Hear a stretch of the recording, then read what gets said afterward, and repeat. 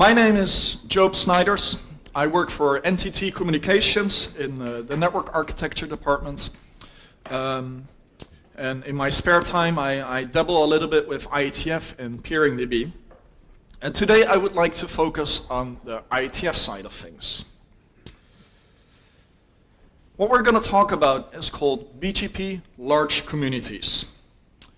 And this will be the future of how you design your traffic engineering policies, how you manage your networks. Your trackpad is scrolling the wrong way, man. Let's focus a little bit on what BGP communities actually are. BGP communities were defined 20 years ago.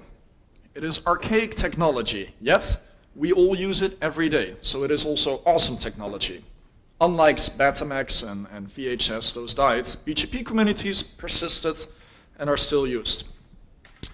BGP communities were intended to simplify routing policies. Imagine that 20 years ago, when you were configuring, for instance, a peering session, you would configure explicitly the list of prefixes that you would announce to the other side. And you can imagine that if you manage prefix lists for every interconnection for both inbound and outbound, it complicates the operations of your networks. Nowadays, what we do with communities is when we receive a route on, say, a customer interconnection point, we tag it with the community, send to peers, and then on the peering point, we have a routing policy that says, if community matches send to peer, allow the route through. And this way, we do not need to manage a prefix list on both the far side and the local side of the network. BGP communities are 32-bit entities, where the first 16 bits are your autonomous system number, and the last 16 bits are for you to decide what to do with. Can be anything. So some examples are like 2914:420, 2914:1206.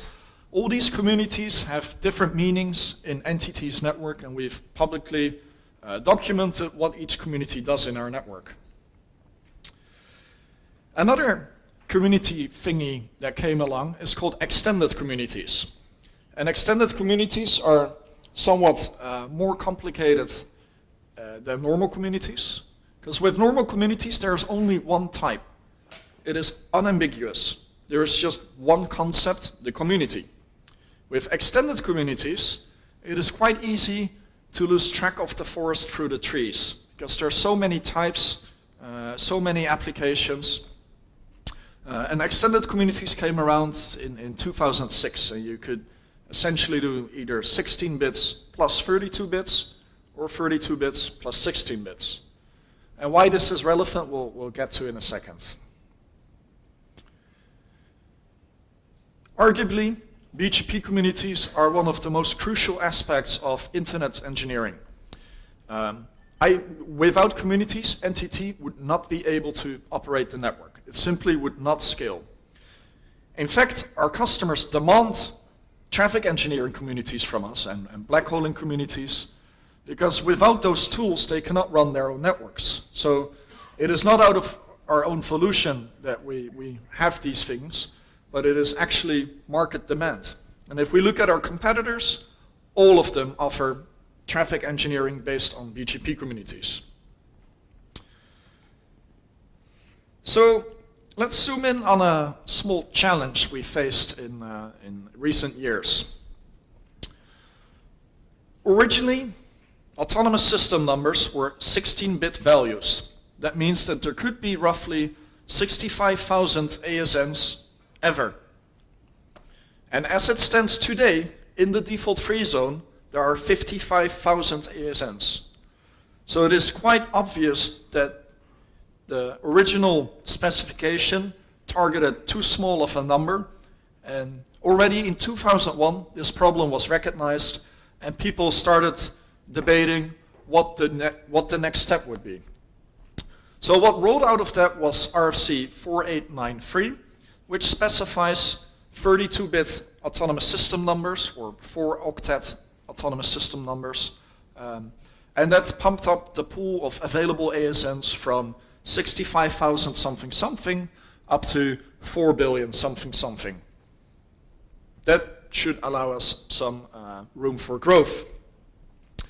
So in 2007, this is 10 years ago, the RAR started assigning the first 32-bit ASNs to prospective people that thought, you know, I want to do business, I want to connect to this internet thing, give me an AS, and RIPE will give you a 32-bit ASN. But along came a challenge. Because remember when I said in the previous slide that the first 16 bits of a BGP community are the ASN? You cannot fit 32 bits into a 16-bit field. It doesn't fit. And the strange thing is that this problem was already recognized 10 years ago. Luckily, there now finally, maybe 10 years too late, is a solution. And we call it Bgp Large Communities. This document, it's about 12 pages long. You should read it when you have nothing else to do. But we'll dive into what it exactly means for operations. And to put this in perspective, I want to highlight some other efforts. Because in 2007, it was recognized that BGP communities and 32-bit ASNs were not a good fit, that literally you cannot fit it.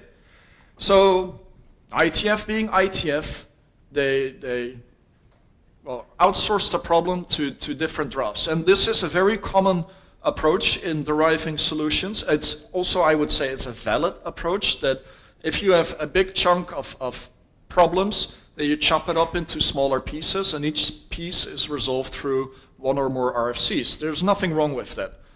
There is, however, a problem if you outsource a solution to a specific problem and that outsourcing never completes, that no solution comes out of that.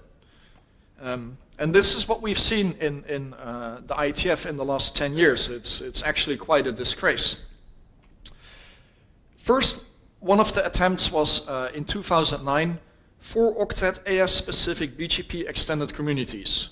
You know, from a marketing perspective, that of course is a terrible name. And from a technology perspective, it was also not ideal. Because what many of you do, what we do, is we use literal ASN values in our BGP communities.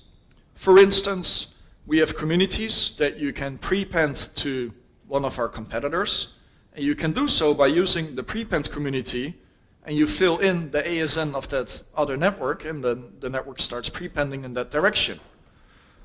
And with extended communities, if you have 32 bits plus 16, or 16 bits plus 32, it means that 32-bit ASNs are kind of fucked, because you cannot put two 32-bit values in a 48-bit construct. So, although ITF thought we resolved this problem, we can move along, nothing is here to see, in reality, none of the operators were using this because it didn't make any sense and could not really be used by either 16 or 32-bit ASNs. Then we had another thing called flexible BGP communities. Fantastic technology if you're into complex things that are awesome on the academic level, but in reality, this work was just never finished. Nobody pursued it, nobody was pushing the vendors, so it remained much of a theoretical exercise. Another approach that started later on, that is also many, many years old, that was called wide BGP communities. And wide BGP communities is what I would call a classic example of licking the cookie.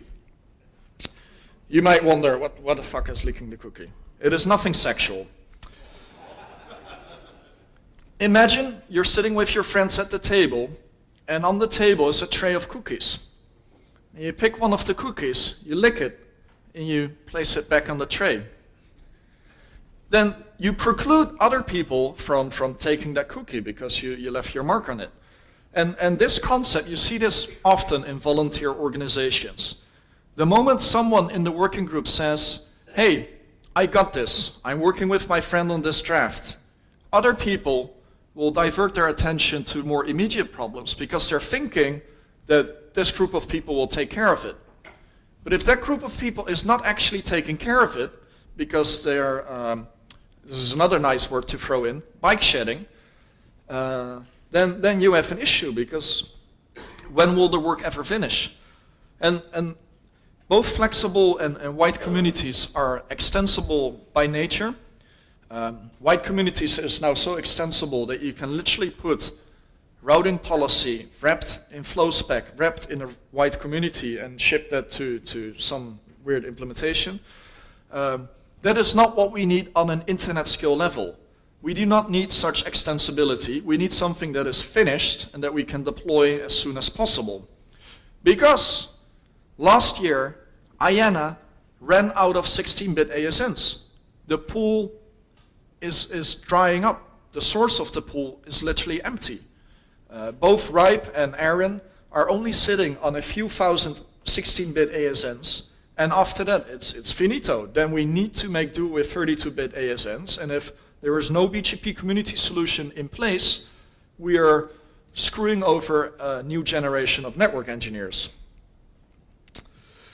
So with this in mind, with this urgency, having seen what was accomplished in the last 10 years, which was not much to show for, with IANA having run out, with RIPE sitting on a few thousand, we stormed the IETF as an operational community, and we put down our fist and said, this is what we want.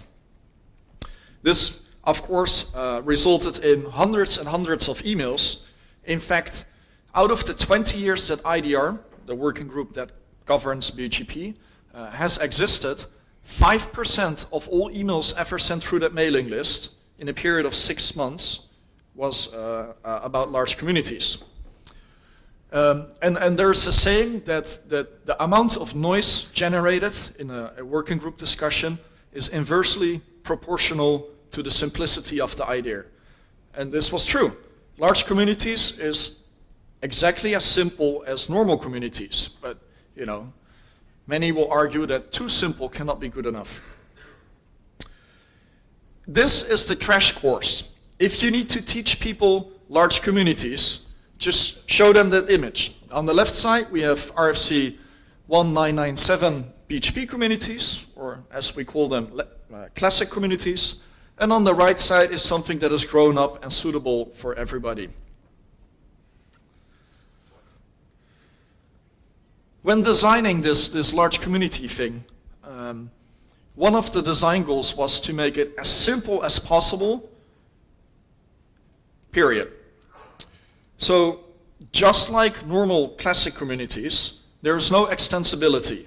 So, and this is in part because we not only use communities within our own administrative domain, but we also have to interact with networks from other countries that might not speak fluent English or fluent Danish, or might not, or where you don't even have a common language.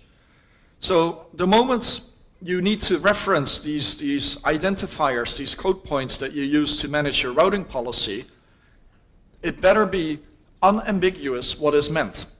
And for instance, with extended communities or the other variants that we spoke about just now, there could be a lot of room for interpretation what exactly is meant. We wanted something that is broadly deployable and where no vendor can say, this is too hard. Our operating system will not be able to accommodate this. So again, you go back to why BGP communities work the way they work and why there is such broad support. Like, we copy those essentials because we need to make sure that everybody has access to this technology, because if one vendor refuses, we're in shit, because then we lack the interoperability that we need. Another design goal, in retrospect, a design shortcoming of classic communities. As I mentioned before, we have this tendency to reference remote ASNs literally inside the community value.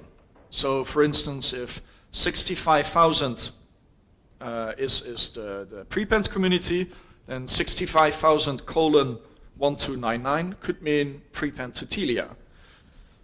This is all fine, but it means that you can only have one feature. And if you would like to add another feature, like prepend 2 times, you need something different in the first 16 bits. In other words, with classic communities, the namespace is not clean, so to speak. If we go back to one of those, I'll show that later. So an explicit design goal of large communities is that each and every 16 or 32-bit ASN has their own namespace, has their own room to define whatever they want. And we also defined a canonical representation. This means that there is one preferred way of writing down these communities, so that when we exchange documentation with each other and you see the way the large community is structured, if you see that in writing, you immediately recognize that as, that's a large community. Because we had a similar thing with normal communities. Everybody recognizes normal communities. Things that were out of scope. There is no mapping system between normal communities and large communities. And this was done intentionally because different networks will have different requirements. Some people may want to put their classic communities verbatim in the large communities. Other networks might argue, no, we take the 32-bit integer that a classic community represents and we want to multiply it with 4, divide it by 3, then round it up, and that's what we'll put in the large community. And having talked to quite some operators on this issue, everybody was in disagreement with each other on how you map communities. So we said, well, whatever, you make your mapping system yourself. It's your network, you're the boss. Another aspect that I've mentioned is there's no TLVs, there's no construct of a header, there's no types, there's no variants. There's just one flavor and everybody has to love that flavor, like Ben and Jerry's. And there's also no well-known communities. The reason why there's no well-known communities is because classic communities that like no export, no advertise, black hole, they work fine. There's nothing wrong with those. So we will keep on using them and we will not introduce duplicate work. Maybe 10 years from now, the Internet's operational community will stand up and say, well, we do need some well-known communities for this and this reasons, and then we can maybe define them. But as it stands today, no well-known communities in large communities because there's no use case. So if we look at the thing on the wire, it is a 96-bit construct chopped into 3 fields. The first field is your autonomous system number. And the first field indicates who is responsible for whatever the following 64 bits mean. So if we have 2914 in the global administrator field, it means that it's a community that is defined by NTT. If there is 1299 in the field, then it means Telia is responsible for defining whatever comes after that. And then there's local data part 1, local data part 2. And the way we display this is number, colon, number, colon. So it's very much like normal communities. We just slapped a new number on the front, put an extra colon there, and we made all the fields bigger. And you could think of this mythology as me, action, you. Or in different words, owner of the namespace, function, parameter. And a function could be prepend, and a parameter could be a target ASN to which we must prepend. We're working on a companion document for this RFC called Large Communities Usage, and this offers many inspirational examples of how you could use large communities, how you could create your unique routing policy. Nothing in that document is mandatory. It is purely meant to just give some examples of what you can do with large communities. Let's go over some examples of classic communities versus how it could be in large communities. The first example, 65400:peer AS. In NTT's network, that means do not advertise towards peer ASN in North America. And there are a couple of things with this specific community that are not ideal. Firstly, you'll notice that we're using a private ASN. We're not using 2914 there, because our 2914:something space has already been consumed by other features. So because we ran out of community space, we resorted to private ASNs as the first 16 bits. And a big downside of that is that should we acquire a network, they may be using the same values, but with entirely different meanings. Or customers might be using these values themselves. So there is a risk of collision, and when there's a risk of collision, things are not great. So in the large communities, this could be formulated as 2914:65400:peer ASN. And you see that pattern. 2914 is the global administrator, that is the network responsible for defining the numbers that follow. 65400 is what we gave as a function identifier to the feature prepend or do not advertise in North America. And then the parameter is peer AS. Another example from, for instance, the INEX route servers. Today in classic communities, the INEX route servers, their ASN is 43760:peer ASN. And we see a problem here because with classic communities, you would never be able to target a 32-bit ASN that is also connected to the route server. And it's kind of awkward if certain route server features work for 16-bit ASNs but not work for 32-bit ASNs. So with large communities, this is much simpler. INEX has their own namespace, 43760:. One is what they chose as function identifier, announce a prefix to a given peer. And then as parameter, we can put in the literal ASN of the target ASN, which can be either a 16 or 32-bit ASN. And the list goes on. And the pattern here is we get to clean up potential namespace collisions, and all the fields are large enough for both 16 and 32-bit ASNs. And just those two improvements offer a wealth of much cleaner network design. So if we look at this effort, earlier I mentioned that we showed up with pitchforks and torches at the ITF. This is one of the fastest draft to RFC processes I've ever witnessed.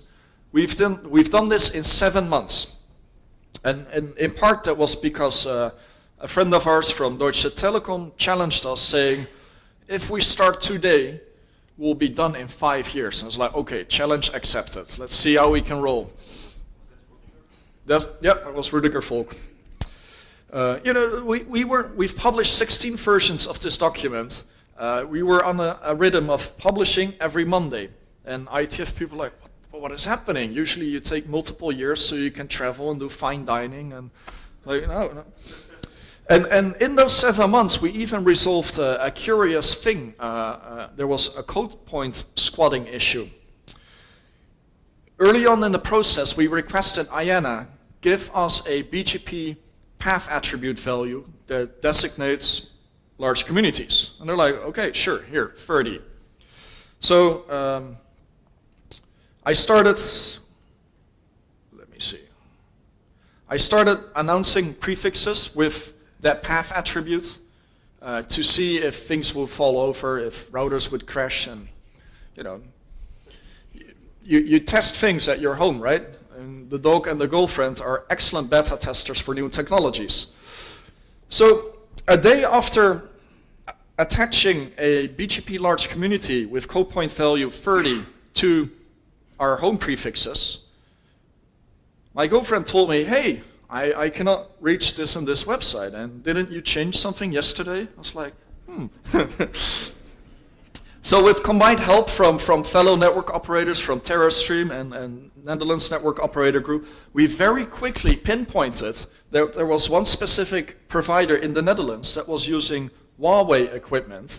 And it turned out that Huawei did some self-servicing. You're like, we're going to implement this feature. Just let's use the next available code point and not tell anyone.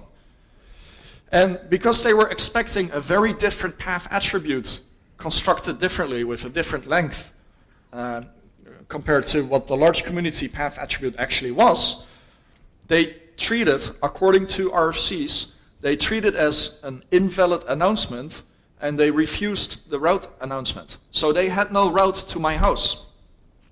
So this was relatively quickly resolved. We, within a few weeks, we got a new code point, 32, and I think 32 is a very good number given the problem that we were solving. What happened to 31? That's fun. So when you start shaking a tree, it might be that more things fall out. So what happened was that Huawei was like, oh, whoops, we were sitting on 30. And then Cisco's like, well, we might be sitting on 31. And then Huawei was like, well, actually, 129 is also used for something. And then Juniper came like, oh, wait, we have 242, 243, and 244.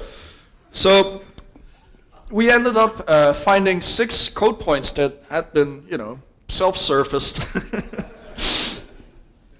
So those code points are now deprecated, and that means that IANA will not assign them to legitimate requesters. Because nothing is shittier than trying to deploy a new technology, writing the code, sending patches to open source projects, convincing the vendors, and then a few weeks later you have to turn around and be like, oh, we need to renumber because this one is tainted. So that is the reason to deprecate. It is not to punish these companies. I don't care about those companies. I only care about large communities. And for the success of large communities, you cannot have a tainted code point that may or may not work in the wild. You need something that will work guaranteed. So on February 16th, the RFC got published, and we were celebrating with cake and champagne, and it was quite nice. So let's look at the timeline of how you get such a standard to fruition. There's the ITF track in things. You need to engage with IDR working group. You need to get consensus on this is a standard that the industry needs and that implementers can actually implement. So that can take between 7 months and 10 plus years. Then there is a separate track in parallel that the implementers need to actually start coding. And a great aspect of the IDR working group is that for a standard to progress to RFC status, you need to have 2 implementations. And since we were quite eager to get this train rolling, we may have overshot, and we had 7 implementations ready within a few months. Thank you, OpenBSD, by the way. You were a big contributor to that. But all of the implementers need to do this. So there's Cisco, there's Juniper, there's Huawei, the list goes on and on and on. And then we need to train network operators and spread the word that this is the new standard, that this is how we interact with each other, this is how we transfer traffic engineering tricks towards each other. Looking at the status of BGP speakers, I believe Arista is scheduling for later this year, perhaps. Can somebody from Arista comment on this? Is this true or not? What is the exact date? Can we start counting down?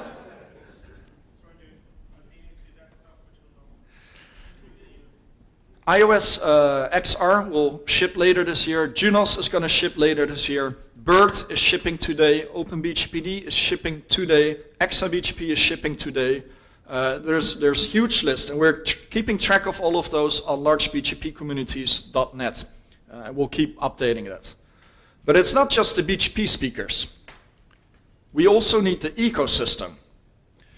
TCP dump, PMACCT, all those tools, those auxiliary tools that form the ecosystem together, where we somehow use BGP communities to map information into our databases, into our statistics collections, etc. that needed to be upgraded as well. So a lot of that has been done. So in the interest of time, I'm going to skip over to a special thank you for Hage.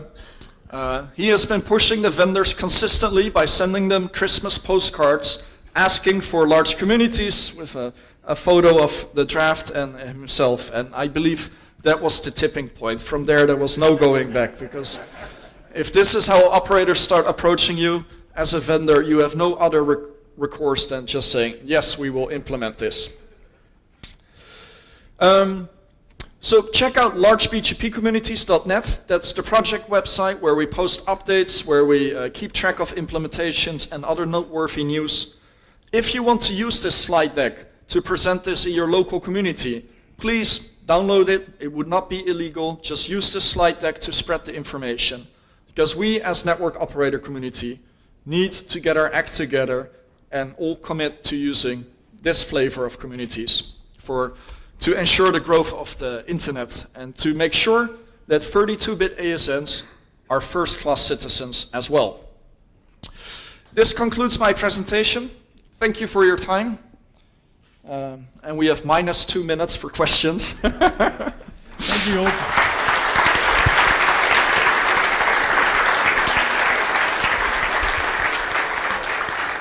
I'm sure Joop will be around for the social as well to take all your funny war stories requests. Excuse me? Oh, that's new. All right, email me, approach me if you have questions. I'd be happy to help you. Thank you.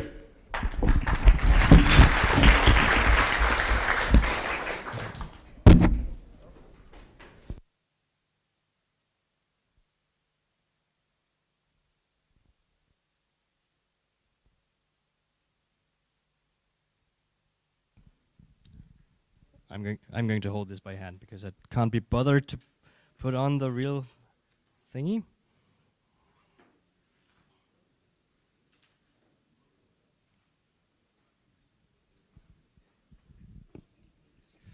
Unfortunately, the downside of lending your laptop out is you can't finish your slides. Yes.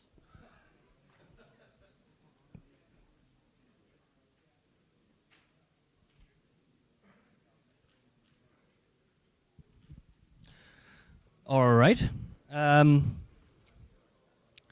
So I know you're all very thirsty and eager to get on with the social.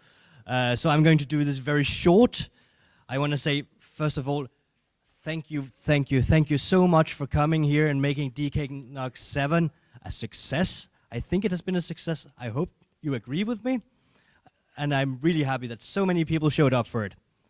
And especially I'd like to thank, there's a few stats first. We had streaming this year, which we are really grateful for. Nordonet showed up and streamed for us. And we have had, this is stats from a couple of hours ago, so this might even be a higher number, but 159 times there was somebody clicking on the stream and watching it. So that's pretty impressive. I think it's been a great success.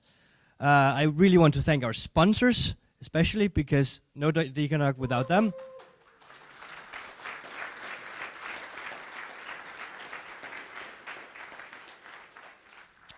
My PowerPoint is gone in a mode where I can't see where the next slide is. I also would like to thank my volunteer, my co-organizers here. They've also been a great success. Give them a hand as well.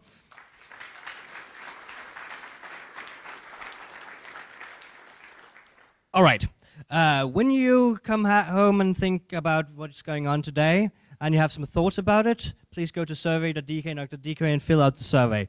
It's a very simple survey. We'd like you to rate all the speakers and tell us what we can do better next time. And the feedback from the survey regarding the speakers will come up to the speakers afterwards. So, I made a typo the first time I showed this. It's March 8th to 9th, 2018. You can go now to dknog8.dknog.dk and see a website that has very little content, but it has a countdown, and maybe even tomorrow we'll start selling the first tickets. So if you don't want to be in the situation where you have to rely on a waiting list and maybe not join, all that, so you could actually buy a ticket very, very soon. So just before we go to the social, the practical information in the social, some of us in very nice blue shirts will lead the way to the social. Some of us will remain here and do some cleaning, but directly after this, we'll go to the social, have beers, have food. It's going to be great. It's sponsored by NetNod. I sound like Donald Trump now. It's going to be huge. Going to be great. The greatest ever, period. Thank you for coming. See you at the social.